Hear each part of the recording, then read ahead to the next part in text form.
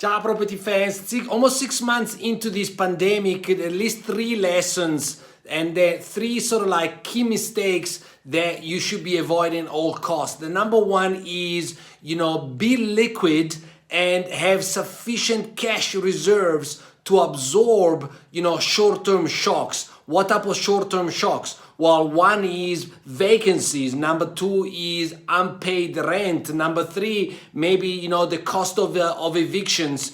Just work on the basis that you should never be on the last month of liquidity, and you should really carry at least 6 months of operational cost for any of your properties at any point in time to be able to absorb the shocks of a crisis, but also to be in a position to be kind of like, let's say, making the most of the opportunities that are going to open up. So you're not continuously playing defense, but you're able to actually jump into offense at any point in time. The second key mistake is that I see a lot of people making is, focusing on buying properties that need to be upgraded. This is a time to provide a product, i.e. rental accommodation, that is in line with the tough economic times. So, stay focused on properties that are going to give, access to places of economic activity. And, even if the bathroom is outdated,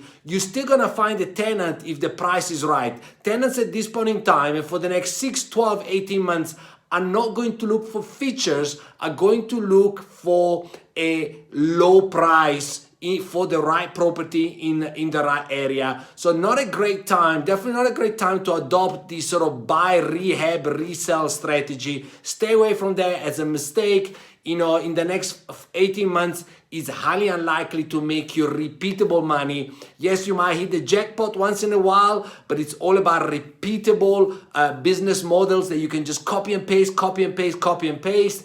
And I think that's unlikely to work. Third mistake for you to avoid, moving forward is don't seek to fix interest rates. Trust me, believe me, interest rates are going to be very low for a very long time. And if you're fixing interest rates, you're betting against the banks. And when you bet against the banks, you are always going to lose. So if you're very concerned that interest rates are going to go up in the short term, rather sort of like put extra money in your excess bond, build those reserves, but do not fix interest rates. And last but not least, what is the strategy I've been sharing with you, for the last year, for the last 2 years, and certainly, in this environment is continue to focus on ordinary properties for ordinary South Africans, properties that can provide sustainable, repeatable, boring cash flow for you so that you don't have to stress whether the market is going to go down 5%, 2%, 10%, 20% is going to go up, doesn't matter, cash flow, and play safe. So work on the basis of higher vacancies, higher bad debt, focus on the fact that rentals could be easily down 10 to 12, maybe even 15% for pre-pandemic levels. But as long as the numbers work for you, don't just wait for all stars to be aligned, because there's never such a thing as the perfect time. If the numbers make sense, if the deal makes sense, go and do it, because action makes more fortune than caution before, during, and after the pandemic. Ciao from Carlo, founder of The Property Coach. I'll see you soon.